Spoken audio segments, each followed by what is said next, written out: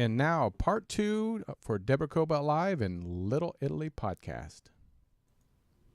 Thanks, Tony. And hey, Gary, Vitti, thanks for being back with us. We had some technical problems and we had to start again. So we'll edit it all together. But in the meantime, we're back. Gary, I was asking you, what is the job of a head athletic trainer? I mean, even just wrapping my head around that, right? You've got all this talent that you're dealing with, multiple different personalities. I mean, when I even just think of somebody like Lamar Odom, you think of Kobe, you think of Kareem. I mean, such different personalities, different skill sets, different everything.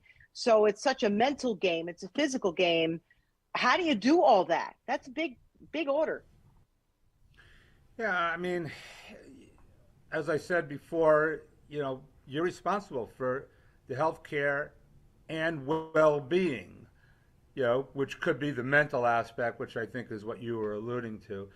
The healthcare and well-being of the athlete, it extends, past that to coaches and other staff people that kind of come to you because you're the guy that's there all the time.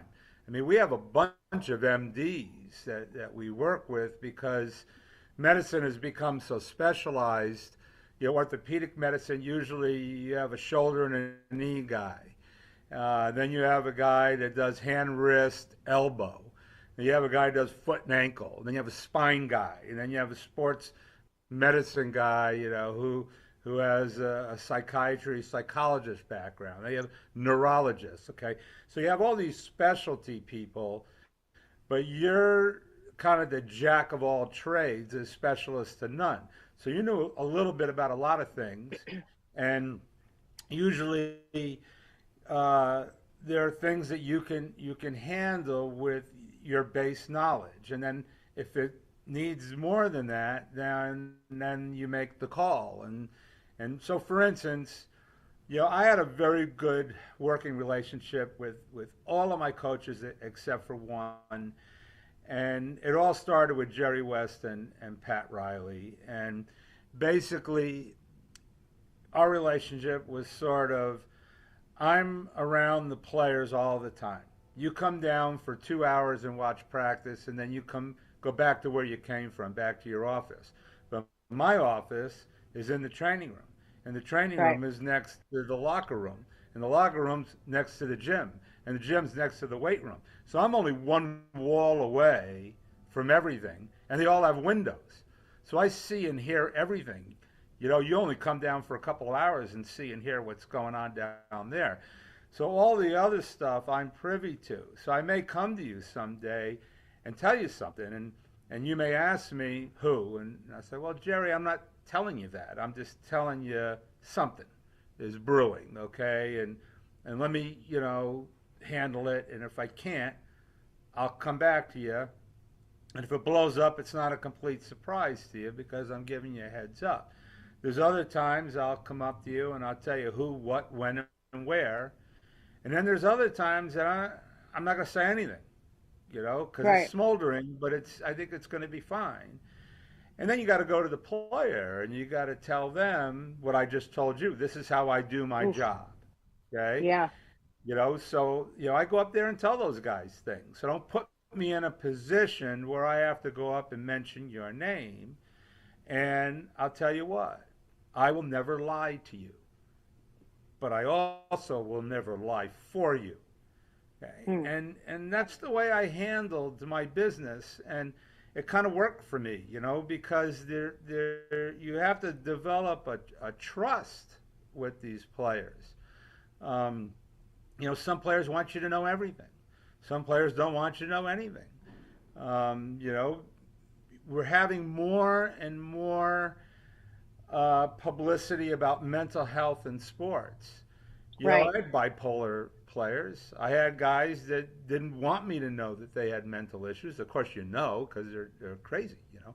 You have other guys that would want you to carry their medication, but they didn't want anybody else to know because they felt that their mental issues may be used against them during contract time. So it's a very Hmm. fine line that you're walking all the time, and you're trying to build trust with the athlete, and at the same time, you need to be trusted by management.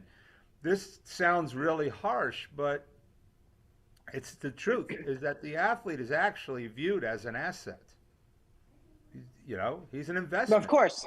by Right. the owner. I mean, and some of the guys make so much money as an asset to the owner that you have to take a life insurance policy out on them in case something happens to them, right? Right. And like for example with Magic Johnson, right? I mean, that is how they found out That's that he was correct. HIV positive, right? Because That of the life insurance doctor who had to draw the blood on him. Isn't that that's correct? correct. That's correct. So we did our physical exam, but our physical exam didn't have an HIV screening. You couldn't do an HIV unless they asked you. Say, hey, listen, Right. test me for HIV. But none of them were going to do that. We couldn't do it because it would be a violation of the civil liberties. Mm. But when you take out a life insurance policy, that's a whole different ball game, and that's how it showed up, and that's how we found out because he had passed his physical exam. We thought he was 100% healthy. The fact of the matter was he was HIV positive, but he was very, very, very close to full blown AIDS at the time. So Wow. if they didn't find out,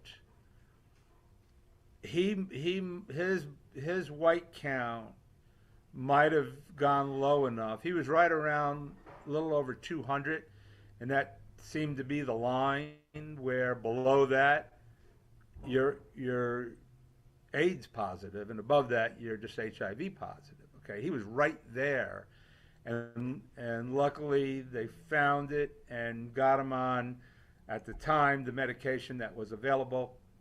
And look at him today; he's going to outlive us all. But we were very, very close, and we actually thought it was going to be a death sentence at the time. I mean, what always amazes me are the personalities that you have to deal with. You're intimate with these people. You know their bodies. You know their families. But how do you do that? Do you? I mean, obviously you're so skilled, and I think that's what also got you the job. Not that you just were a person who knew what you were doing, well researched, but it's the way you deal with people. Um, and you talk a lot about this in your book. I mean, the skills in this book that anyone can learn, including myself at my own age and a young person. Honestly, I was talking to my husband about this book, and I thought, this is something they ought to give to kids in middle school to read. I really believe that because the lessons in this book are you're not teaching someone with your finger pointed, but just through the storytelling, we learn so much about how you deal with stuff. Let's talk about the chapter on laughter, right? There are some stories in there that had me laughing out loud. I told you I was reading it out loud to my husband and my son last night. Um, but even that tells me a lot about the way you handled your players. You want to give us one of those stories from that chapter? Well, if you actually look at the cover of the book, the title of the book is 32 Years of Titles and Tears from the Best Seat in the House. And that really is hopefully what happens when you read the book is that it'll make you laugh and it'll also make you cry in certain places. And the subtitle is what I learned about happiness, greatness, and leadership. And the book isn't about me. The book is about the lessons that I learned, and now I'm telling you those stories about those lessons. But for instance, if you want a funny story, there's a bunch of them in there. I'll tell you what my wife's favorite is. We had a player. Okay, if you do what I do for a living, if you can see the injury occur, if you actually saw it, you already know a lot about it, okay, because of the mechanism of Right. injury. But if you didn't see it, then your first order of business is to get a history. So what happened, okay? And that's sometimes the beauty of having video because now we can go back in the locker room and we can watch it. We can watch it in slow motion, okay? But even before that, now you get on the court, and we had a player that was injured, and he's out there writhing in pain. I didn't see it. You only have you have a 20-second timeout to go out there and figure out what's wrong with him and decide what you're going to do with him. What are you going to do? You can leave him in the game. You can take them out of the game and bring them to the bench. You can take them out of the game and bring them all the way back to the locker room. You have to figure all that out pretty quickly in front of 20,000 people live in front of you, and then millions of people watching on TV. So you're kind of under the microscope at that particular moment. So this player was injured. I didn't see it. I had my head down. So I went out there and I said, "Where'd you get hurt?" And he pointed to a spot on the floor about 5 feet away from him and said, "Over there." Okay. And so I said, "No, not where on the court, where on your body did you get hurt?" Did I lose you again? Yeah, that just keeps happening. But I've actually never had that. Tony, what is going on? Can you help me out a little bit? It's not through this end because mine and Gary's is Gary, fine. you sure Gary's is fine? So Yeah, it's mine? Gary's and mine's fine. Never had it in all these years. I just don't understand. Today is just my lucky day. What can I tell you?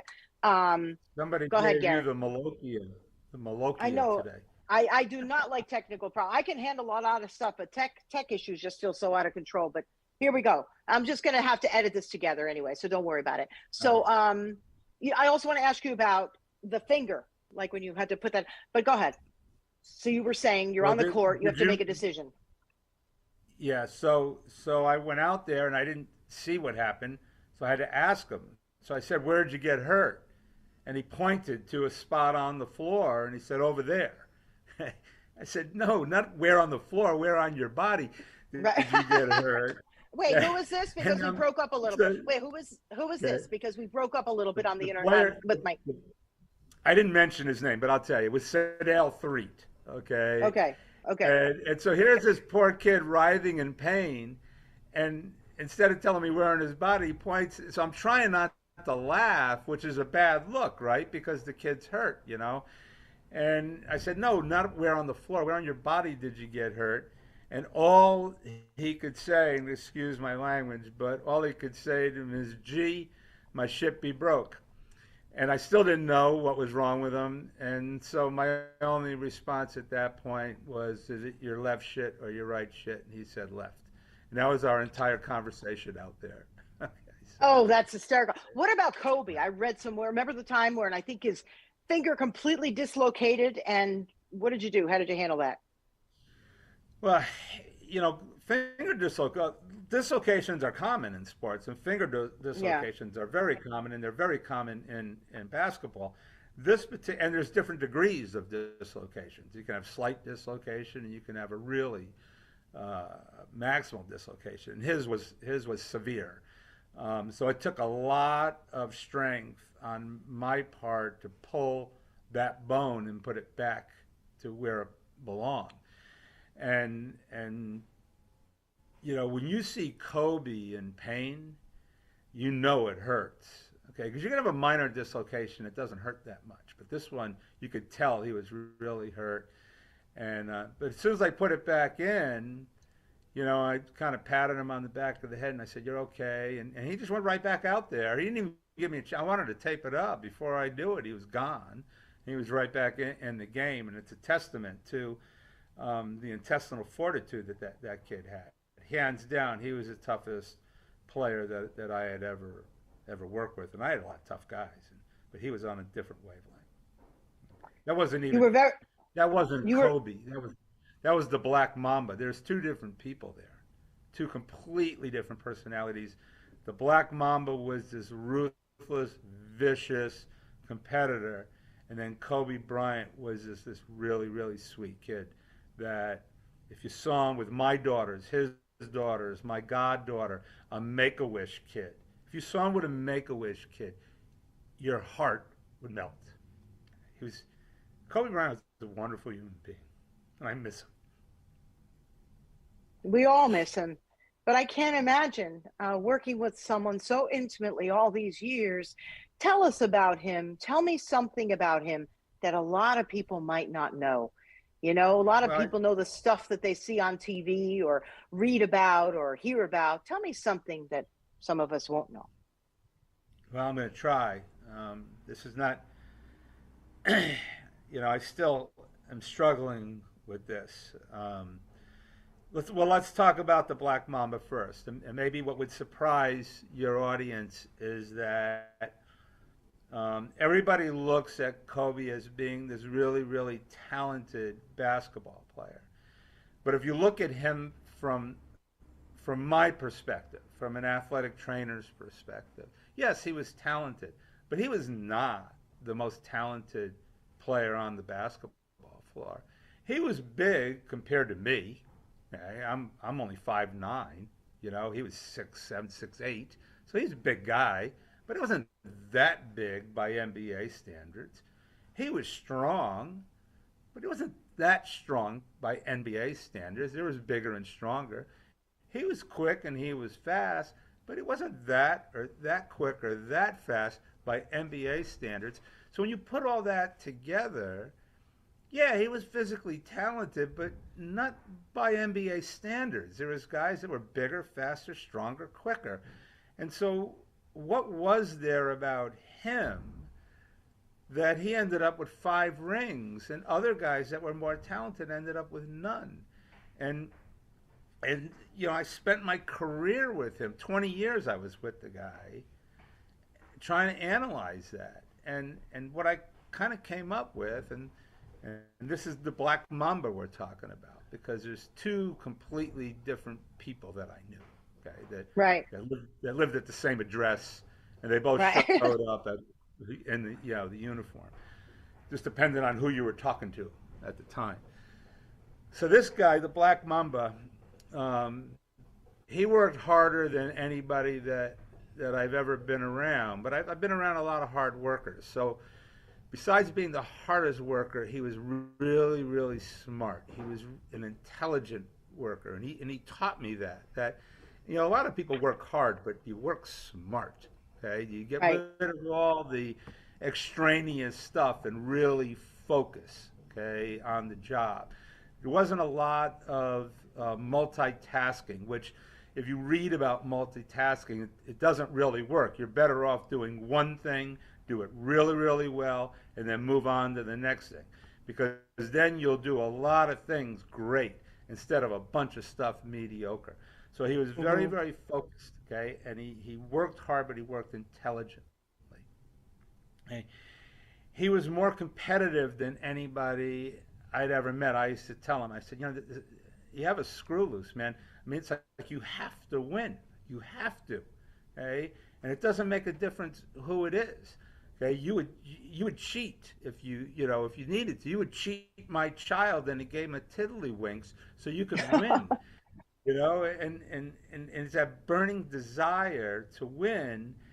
And when I really looked at it, maybe more, possibly more than wanting to win, it was the fear and the hatred of loss.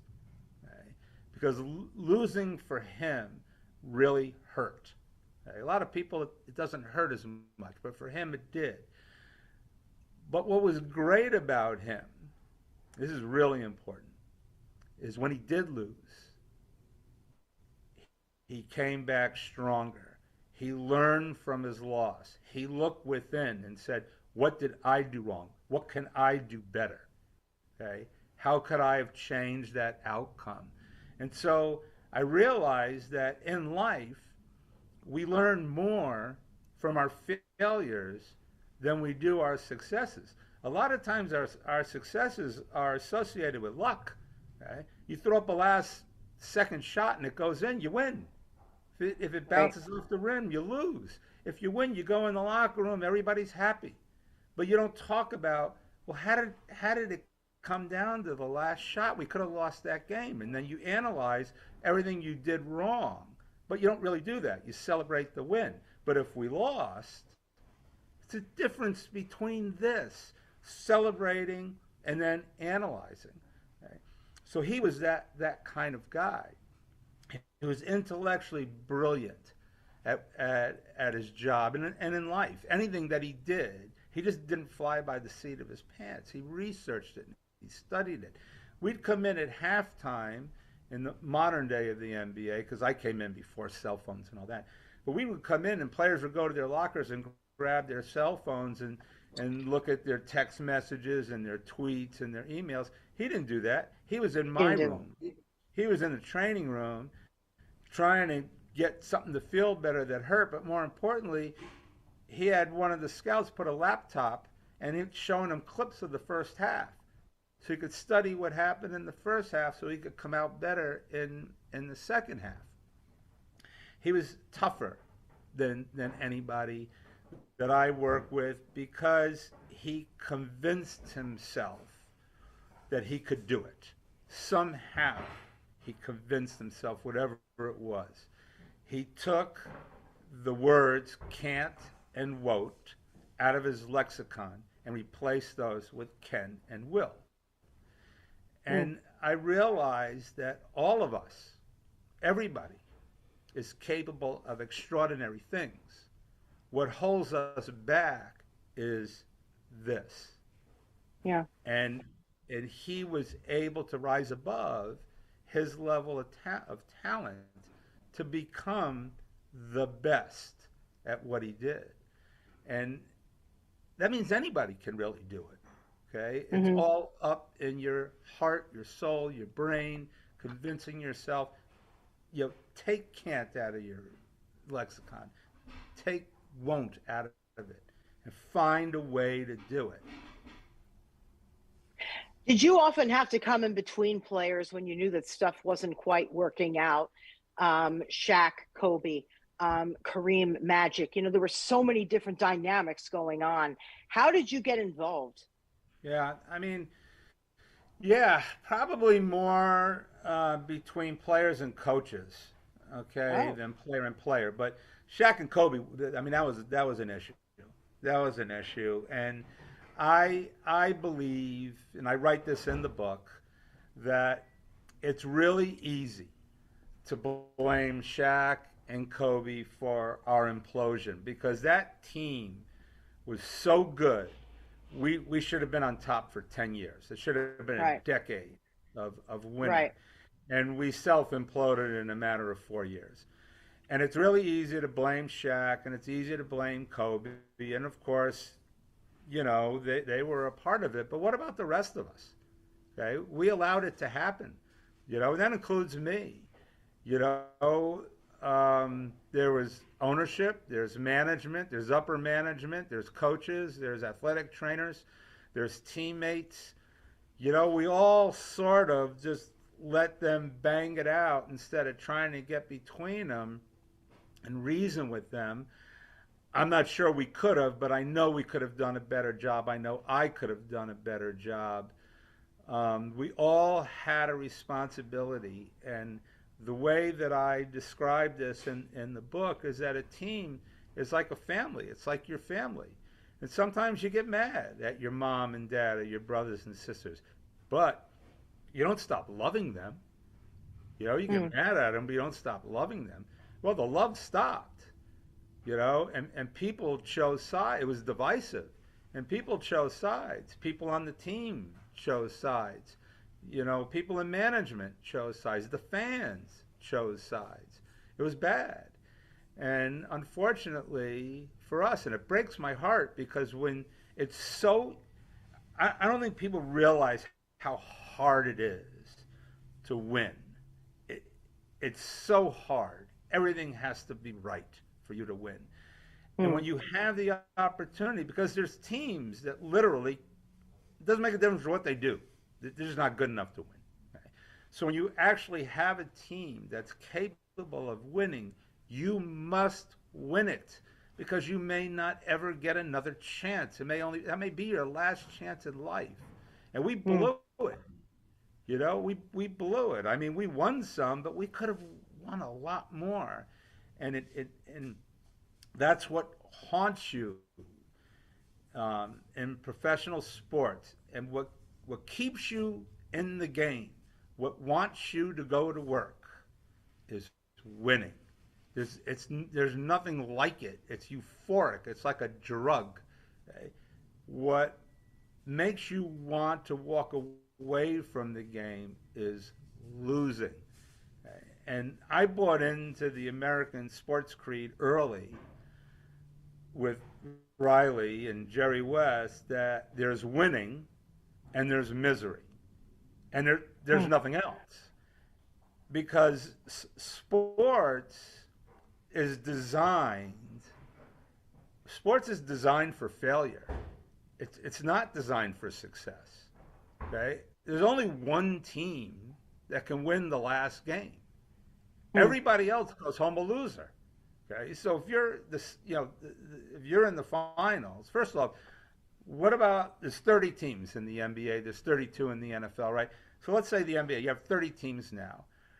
28 of them are not going to get into the finals to try to win a championship. So only 2 teams can get there, and only 1 can win. That means 29 teams, and everybody on that team goes home a loser. Only 1 team can win. So if you get to the finals and lose, all that means is you're the first loser. Okay? So that's the way it's set up. And it's changed a little bit, I think, the mentality. But when I broke into sports, you suffered. Okay? If you lost, you had the whole off season, and then to suffer the loss. And then you start the season, you have to play 8 preseason games. Then you got to play 82 regular season games. So you have 90 games just to get another chance to get in the playoffs. And then you have to win 16 games to win the ring. In the old days, it was 15. First round was 5 games. Now it's 7. So it's the first team to win 16 games. So you got a long road to hoe before you can vindicate that loss, okay? And all you're not happy until you win. Yeah, but that's part of what the lesson is in this entire book, which is very interesting. Defining moments and moments in between. I love this chapter. Yogi said the game is 90% mental. The other half is physical. I mean, what you're talking about is exactly what you're bringing up in this book, lessons learned in the book, at least for me. And it's sort of how you deal with it, right? Isn't that sort of the end game here, is how you deal with it, right? How mentally fit you are. That's correct. It's the game is mental, okay? So, everybody that's in the NBA is talented. You wouldn't have gotten there. When I started in the league, there was only 23 teams, and we only had 12 players on the team. So if you do the math, we roughly had, 276 players. You might have signed some guys on a 10-day contract or whatever. Now the rosters are 15 players on each team, and there's 30 teams. So you got 450 players in the NBA, and you got some in the G League and other players around the globe. So if you're the 451st talented player in the world, you're not good enough to play in the NBA. That's how competitive it is. So everybody there is pretty good. So what makes the difference between you winning and losing? Well, it's a mentality for sure. But part of that mentality is everybody has to be on the same page, okay?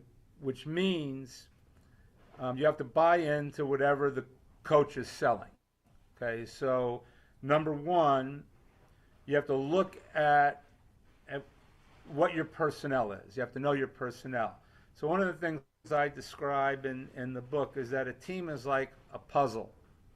There's a finite number of pieces in the puzzle. If you look at a jigsaw puzzle, if you're missing a piece, if the entire puzzle is put together, but you're missing one piece, then the puzzle's not complete. There's also not any extra pieces. So all the puzzles have to fit. So you look at your team, and you have to find out where you fit in the puzzle. That might mean you need to sacrifice a part of your game for the good of the whole, okay? So because the strength is with the pack. And so these are the types of things that occur not just in sports but in real life. You might have to go to work, wherever it is that you work, and rely on other people to do things even though you might be able to do something, this person can do it better. So you need to kind of step away. Well, what does that mean? Does that mean that you're not recognized by management as being as good as you are? No, you're all working together to get the job done. That's the ultimate goal, right? Not to make you the best at what you can be. You have to be the best you can be, but you have to figure out how to fit into the puzzle. And it's complicated, I know, and it sounds wordy, but it's what it is. No, I mean, I think the kind of job that you have, a lot of it is instinct. You have to react at the moment. And I do think, Gary, that's what you're born with. It's one of the things you're gifted with.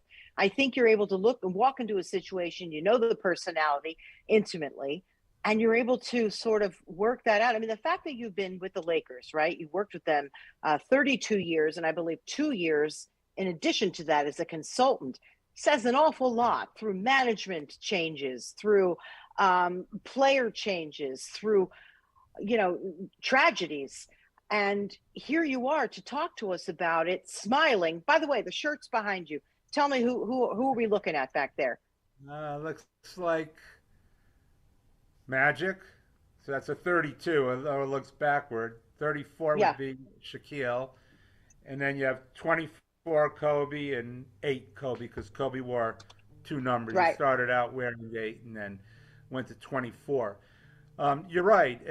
You know, and my position changed, and how I handle things over the years, because when I came in the league, I was 30 years old. So there was actually a couple of players that were older than me. Kareem Abdul-Jabbar and Bob McAdoo were older than me when I came to the team. Next year we got Maurice Lucas. He was older than me. So I was kind of a contemporary with the players. But then, you know, 32 years later, I retired at 62. I was old enough not just to be their father, but maybe their grandfather to some of these guys. I got Kobe when he was 17 years old. I got Andrew Bynum at 17. I will go down in history, unless they change the rule, to have the 2 youngest players in the history of the game. We got Kobe That's Bryant right. at 17, and then we got Andrew at an even younger 17. Now they changed the rule. You can't come into the game until you're 19 years old. And they may change that rule someday. But right now, I had the 2 young. You know, if I wanted to give Kobe Advil, I had to call his mother. He was a minor, and he was traveling with us, okay? You know, by the time I finished my career, I was so much older than everybody, and I had so many more years of experience. And also, times changed, society changed. You know, I believe that the NBA is nothing more than a microcosm of society. So whatever's going on out there in society, that's pretty much what's going on in our locker room. You know, and to live through those changes. Just look at the social media. There weren't any cell phones. There weren't cameras everywhere back in 1984 when I came with the team. Can you imagine the scrutiny that these guys are under today that didn't exist back then? I mean, you have to watch everything you say, everything that you do. You know, it's everywhere. I mean, and you know, I feel for those guys. Not that you should be doing anything wrong or saying anything wrong, but we all have our moments, don't we? I mean, you know. Well, maybe you do, Gary, not me at all. Are you kidding? Yeah. Just believe me. Right. Let me ask you about Kobe's. I have just a couple more questions because we don't have that much more time. Let me ask you about Kobe's final game. No one expected that, the 60 points, because let's face it, he was coming in there, you know, a little injured. What was going through your head, and what did he say to you Yeah. after? Well, him and I had this joke going. So here's how I explain the end of Kobe's career. A professional sports team tries to sell 2 things, one of 2 things to their fans. They either try to sell winning, which we did for a long time. We won. If you can't win, then you try to sell hope. Okay? The fans are smart. They know you can't win, but you give them hope. Well, we couldn't win, and there was actually no hope on the horizon. We had to rebuild. So what we Right. did is we sold Kobe. And so the year Kobe retired in 2016, we were the second most valuable basketball franchise in the NBA behind the New York Knicks. The Knicks were the most valuable because they owned MSG Network. Okay? Right. But we were the most valuable. So we were a losing team, a non-playoff team, but we were more profitable than any other team in the NBA, and that was because of Kobe. And so the whole idea was to put Kobe on the floor and let him do whatever he wanted to do and put on a show. Wow. So, and here's what would happen. Every time he got the ball, he would shoot it. And I would tell him, I said, you know, I don't get it. Okay?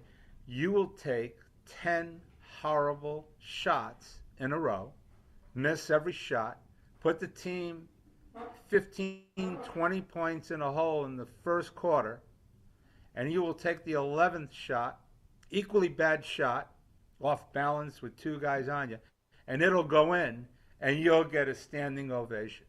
And he'd smile and go, I know, and I'm going to do it tonight. Only thing is, he took a lot of shots that night, but a lot of them went in. He scored 60 points. Okay? And at the end of it, he came straight to me off the floor and gave me a big hug, said, I told you so. And that was it. We went out together. We retired together. That was our last game. And I think neither of us knew what to expect, but I think we both knew that it was time. It was time to move on to the next phase of our life. And this is the tragedy. And I'm going to try to do this. See, we don't know what we lost. We have no idea. Okay? Because he was capable of great things off the basketball court. I mean, the guy won an Oscar off the bat. We have no idea what we lost. Okay, other than we just, and it's hard. It's you know, I live Gary, in Manhattan Beach. Yeah. Go ahead, please. I live in Manhattan Beach, and I've been here for 38 years, and I have had helicopters flying over my house for 38 years, and I always thought it was kind of cool. You know, you look up and see what color it is, what direction are they going. You wonder who's in there. But that's not what I think about now, and that's every single day. You know, I see it, and I just think of Kobe and what we're missing and what he was going to do for women in sports, you know, because we were both girl dads. I had two daughters, sons, and a goddaughter Gary, athlete. I was just about to ask you that because I know you have two daughters. In fact, I believe the ring that you wear was the year that your daughter was born. Is that correct? That's correct. Yes. Because we don't have that much more time.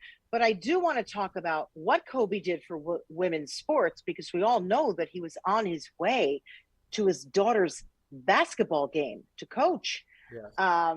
Which is so sad. You have two daughters. You were talking to me off camera about women in sports medicine, women as sports trainers, and what you're doing now to sort of make that happen. Could you talk to me briefly about that? Yeah, so if people probably don't know, but in June of this year, 2022, that'll be the 50th anniversary of Title IX. And Title IX opened up a lot of doors for women, probably not enough, but at least it was a start.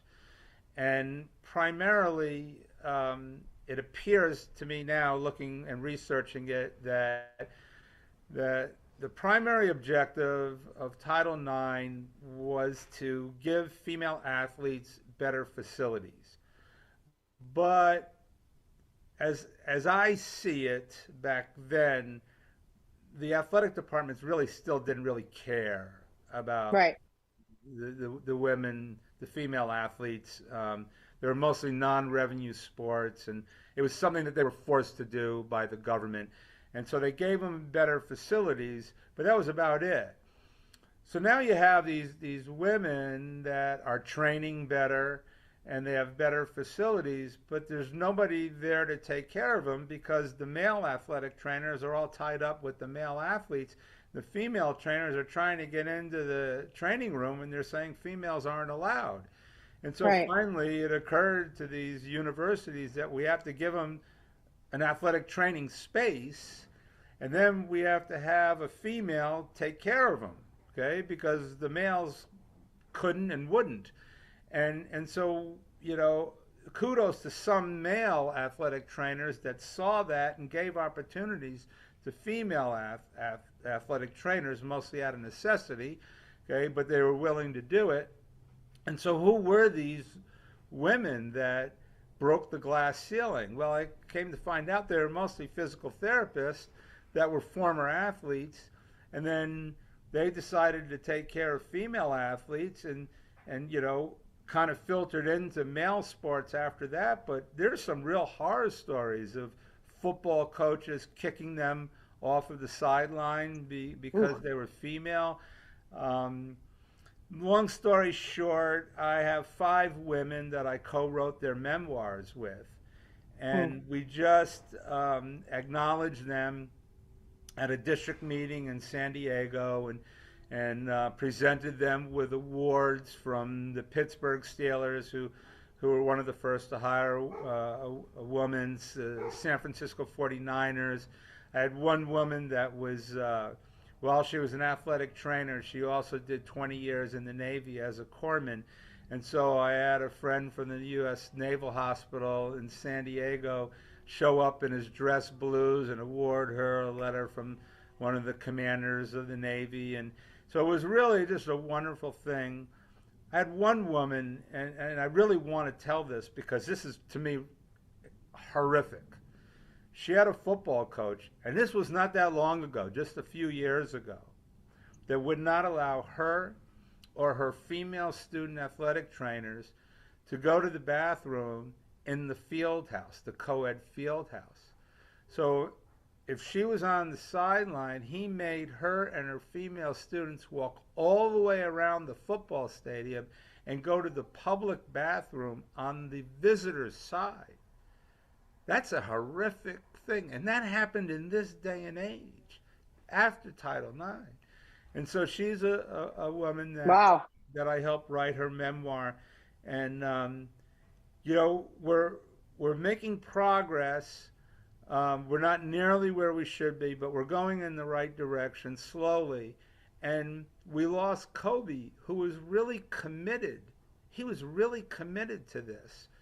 And, we're going in the right direction, but we would have gone further and faster with Kobe behind us. And I'm hoping that somebody will step up and follow in his footsteps. He had all daughters. I had daughters. We were committed to female athletes.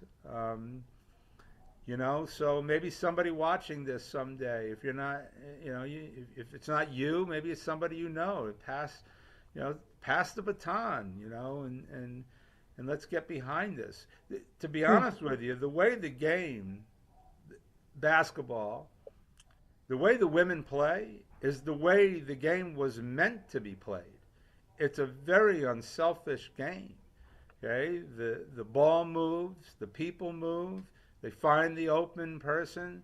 The NBA game has turned into either a layup or a three-point shot or a one-on-one game where a talented guy will break down the defense.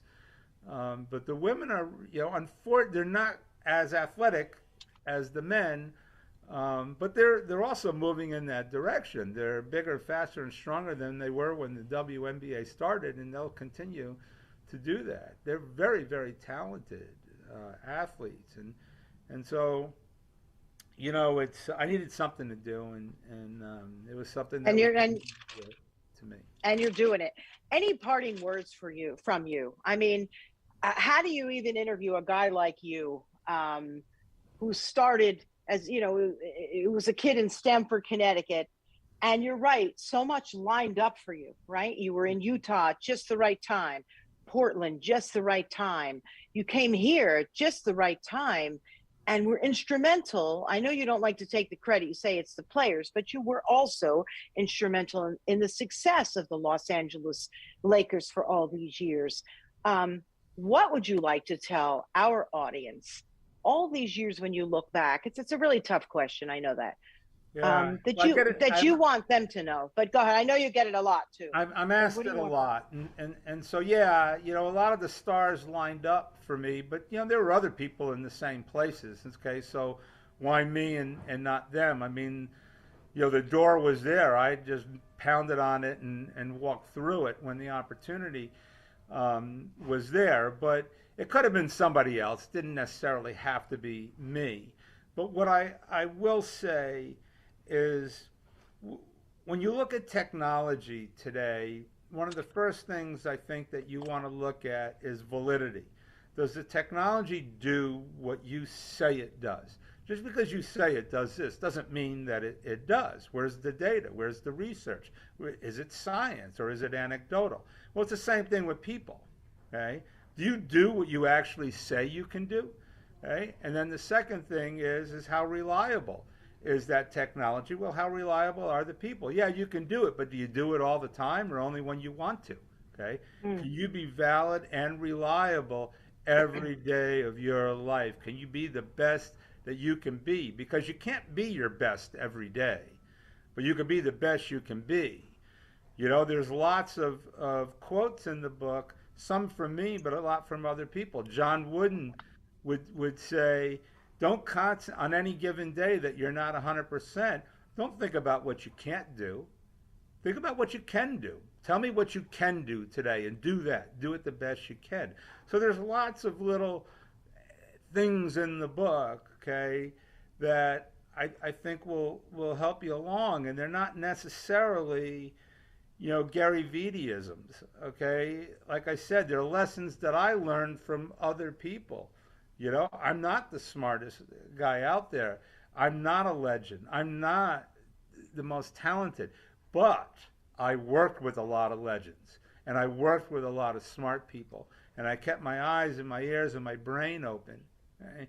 And I've probably forgotten more than I remember. Okay? But what I did remember, I tried to write it down so I could pass it on. I mean, I didn't write the book for me. I wrote it for especially young people. You Yeah. know, Well, like I said, this belongs in middle schools. I thought it was terrific. There's something we can all get out of this, even for someone like myself who's sort of mid-career, right?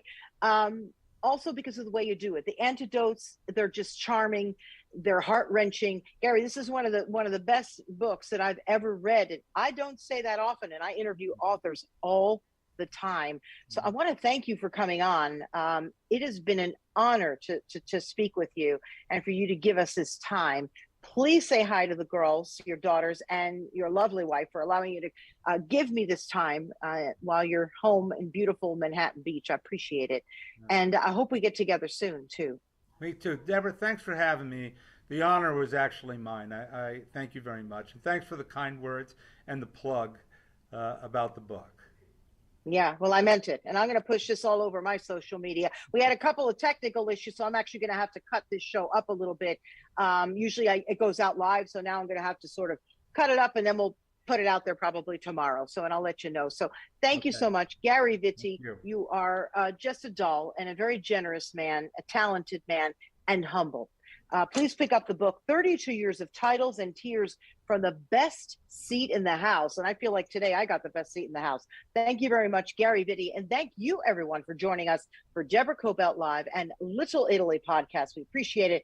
And we'll see you next time. Bye-bye. Bye-bye. Thank you.